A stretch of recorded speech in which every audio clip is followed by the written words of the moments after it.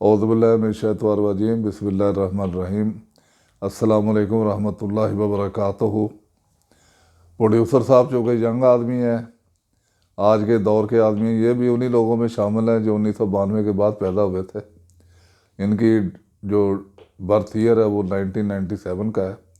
तो ये चूँकि जदीद दौर के सोशल मीडिया के लोग हैं, तो वो मुझे कह रहे थे कि आप ऊपर क्यों नहीं देखते। ज़्यादातर मुझे डांटते ही रहते हैं बाद में कि आप इधर देखें उधर ना देखें, ये वाली बात नहीं करनी। वो मैं फिर चूँकि ये मेरे बॉस है इस वक्त, तो मैं इनकी बात मुझे माननी पड़ती है। तो पिछली वीडियो में हम बात कर रहे थे कि लोगों को बुनियादी तरबियत देने की ज़रूरत है। इस वीडियो में हम बात करेंगे जो 2022 में जो सीक्वेंस ऑफ इवेंट्स हुए हैं। ये जो साल है 2022 का, ये मुमासलत रखता है 1970 के साथ। अब आप पूछेंगे कि 1970 के साथ आपको कैसे पता है, आपकी उम्र तो उस वक्त 5 साल थी। हाँ जी, मैं उस वक्त 5 साल का था। मैं बांग्लादेश में था, जीता जागता। मेरे वालिद साहब जो थे वो पाकिस्तान एयरफोर्स में थे। 1965 में उनकी प्रमोशन हो गई। प्रमोशन के साथ ही उन्हें ढाका बांग्लादेश ट्रांसफ़र कर दिया गया। 5 नवंबर 1965 को मैं इस दुनिया में तशरीफ़ लाया। तो मेरी पैदाइश के साथ ही हम सब लोग ढाका चले गए। 1965 के कुछ महीने, 2 या 3 महीने वहाँ पे बिल्कुल सुकून था। 66 में बिल्कुल सुकून था। 67 में भी सुकून था। ये तलातम जो था ये 68 में शुरू हुआ। मैं उस वक्त 3 साल का था।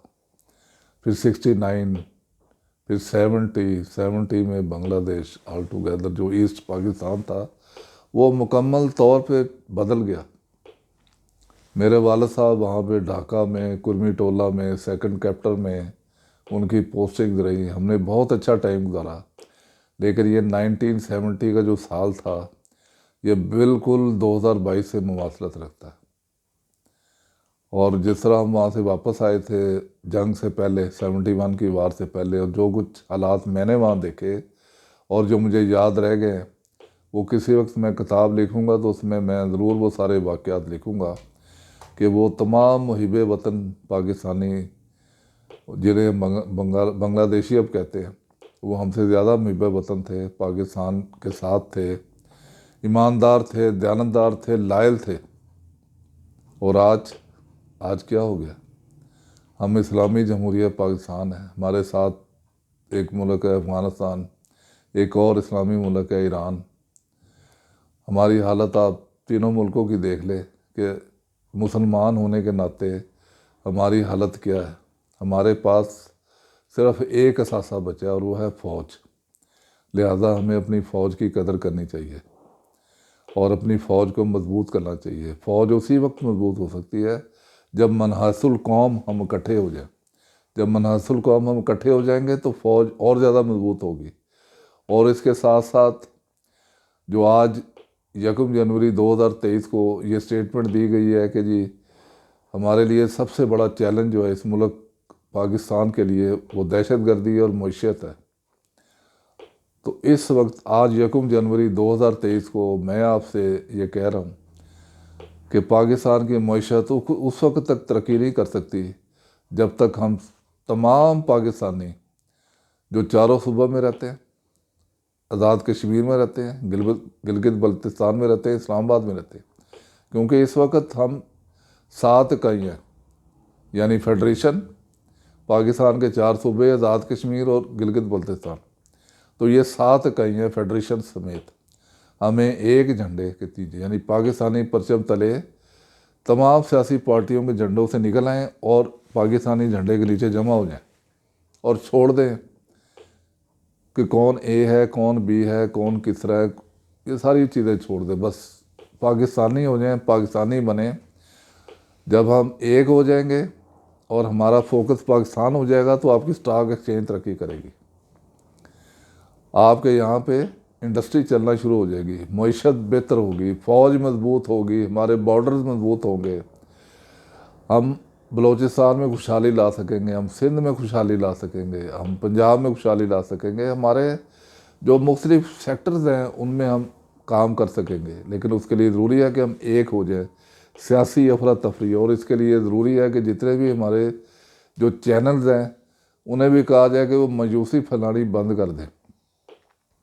पिछले 12 साल में यानी 2010 से लेके 2022 तक, ये 2018 वाला जो प्रोजेक्ट शुरू किया गया था, जो अप्रैल 2022 में जिस प्रोजेक्ट को ख़त्म किया गया, लेकिन उसका दर्द जो है वो अभी तक उन साहब को बरकरार है।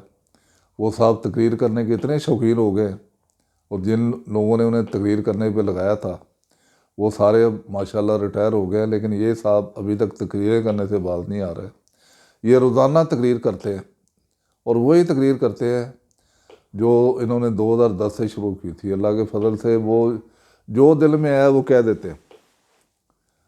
कोई इंसान, कोई ज़ी शऊर जो मुकम्मल तौर पे ज़हनी तौर पे स्टेबल होगा, वो कभी भी सोचे समझे बगैर कोई बात मुंह से नहीं निकालेगा। ये तो इन्होंने तो एक अजीब रवायत डाल दी है कि जो आपके मुंह में है, जो आप सोचे वो बात कर दे।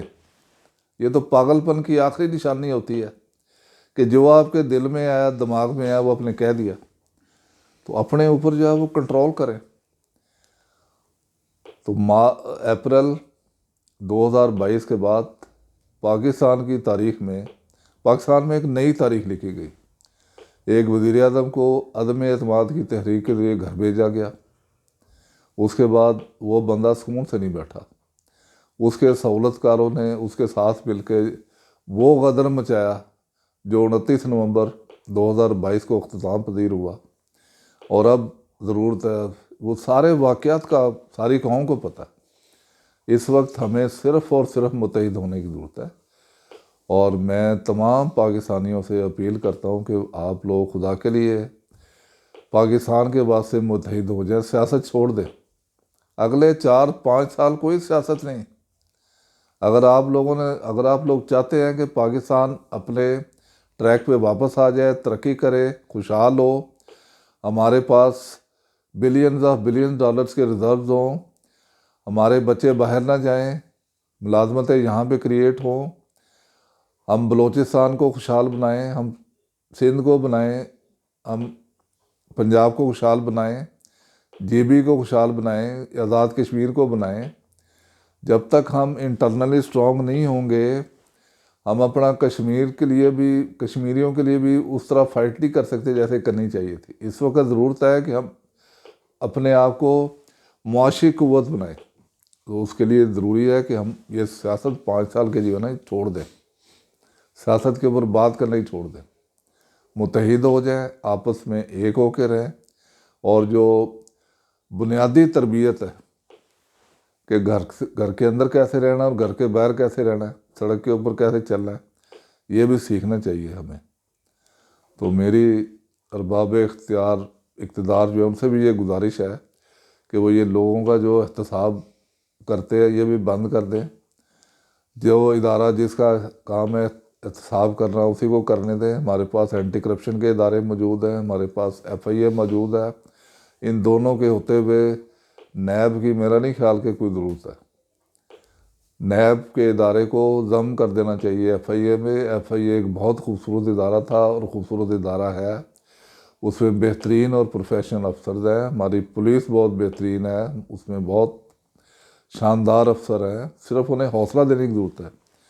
हमारी जो ब्यूरोक्रेसी है उसमें बहुत आला और बड़े इंटेलिजेंट अफसर्स हैं, उन्हें हौसला देने की ज़रूरत है। जब तक हम ये काम नहीं करेंगे, पाकिस्तान की मईशत जो है वो इसी तरह एक ही जगह पे खड़ी रहेगी। तो लिहाजा ज़रूरत इस अमर की है कि हम एक हो जाएं, एक हो के आगे बढ़ें, अपने कौमी परचम को की तरफ देखें। जैसे एक साहब ने कहा था कि हमारा जो लीडर है वो जिस तरफ देखता है तो पूरी बाकी लोग भी उसी की तरफ देखते हैं। तो मैं ये गुजारिश करूँगा पूरी कौम से कि जिस तरफ आपका वज़ीर-ए-आज़म देखे, आप लोग भी उसी तरफ देखें। कोई भी वज़ीर-ए-आज़म हो जो अवाम के वोटों से मुंतखब हो के आया हो, जो पैराशूट के ज़रिए ना आए, जो वोटों से मुंतखब हो के आए, और जिसको पता हो कि वोट कैसे लेने हैं। और वोट जो है वो मतलब किसी और तरफ से ना आते हों। तो लिहाजा मैं अपनी वीडियो दोबारा इस अज़्म के साथ ख़त्म कर रहा हूँ कि अल्लाह ताला पाकिस्तान को तरक्की और खुशहाली दे, अरूज दे, तरक्की दे, और जो ख्वाब हमने देखे हैं वो पूरे हों। प्रोड्यूसर साहब जो है वो मुझे बड़े गुस्से से देख रहे हैं, तो लिहाजा मैं अपनी वीडियो को ख़त्म कर रहा हूँ। अस्सलाम वालेकुम रहमतुल्लाहि व बरकातुहू।